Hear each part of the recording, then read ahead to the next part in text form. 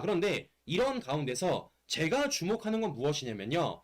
트럼프 대통령의 공식적인 취임사보다 제가 가장 지켜봤던 건 무엇이냐? 바로 비공식 연설입니다. 취임 연설보다 길었어요. 그리고 이 비공식 연설 속에서 어떤 것들을 얘기를 가장 많이 했냐? 바로 부정선거와 관련된 얘기를 굉장히 길게 했습니다. 우리 시청자 여러분들에게 어떤 말을 했는지 좀 들려드리고 방송 이어가 보도록 하겠습니다.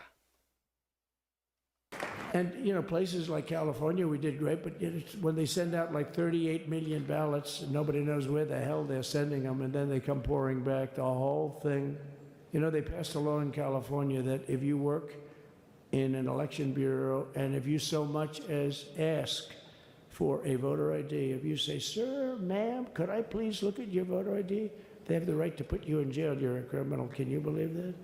There's only one reason that happens. They want to cheat. So they had it where voter ID wasn't accepted. But now if you even ask for it, this is seriously a bill that was just signed, passed in their legislature, and it was signed. And I think when we get things cleaned up and we get back to a little bit of normalcy, I'm going to ask the Speaker to really get involved, because I think we would have won the state of California, because, you know, if you look at my numbers with Hispanic, we're at 56%. And we were winning. We won the Texas border that had never been won. 16, I talked about the border. And now I talked about the border, but this border is much worse. We fixed the border. It was totally fixed. There was nothing to talk about. 2020, by the way, that election was totally rigged, but that's okay. It was a rigged election. You know the only thing good about it? It showed how bad they are, showed how incompetent. Didn't look too happy today. We took on Hillary. A very nice person, but we took on Hillary and we defeated Hillary, and then we did much better the second time in 2020. You know, we got millions more votes. We got millions, like 10, 12 million more votes than we did the first time, and they said we lost. And because of that, I said to Melania, what do you think? And she said, you want to do this again? And had we lost, and had I thought we lost, I wouldn't do it again, because that's like the ultimate poll, right? But I knew how well we did, and this time we made it too big to rig. It was so big. They tried like hell in the butt. They tried to do it, and around 9:02 they gave up. Last time they did bad things, but this time they just said, yes. And, you know, places like California. 자, 여러분들 들어보셨죠?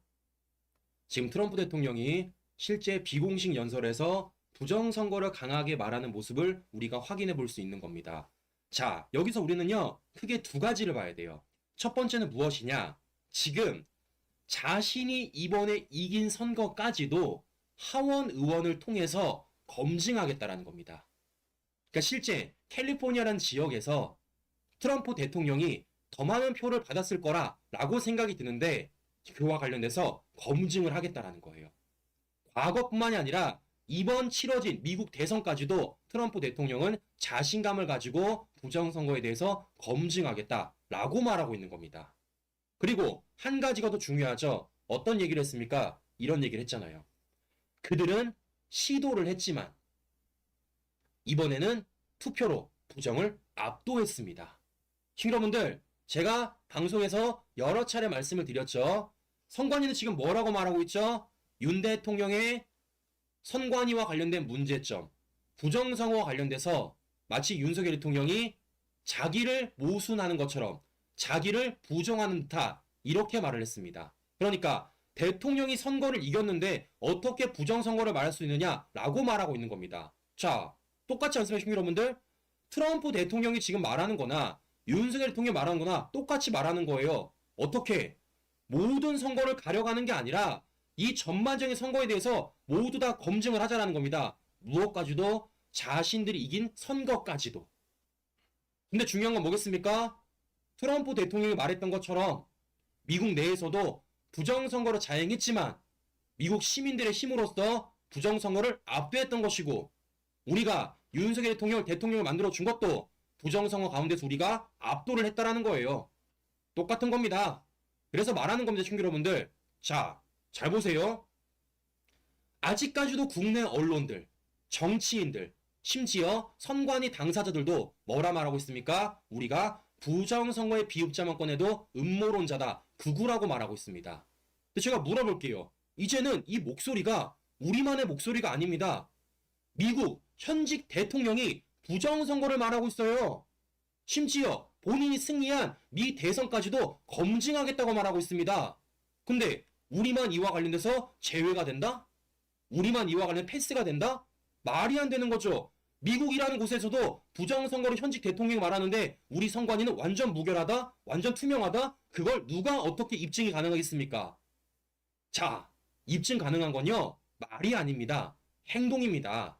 지금 뭐겠습니까? 선관위는 그와 관련돼서 명명백백하게 검증을 받아야 되는 것이고, 그 검증을 받아야지만 이 모든 사안들이 해소될 수 있다라고 제가 말씀을 드려보는 거예요. 다시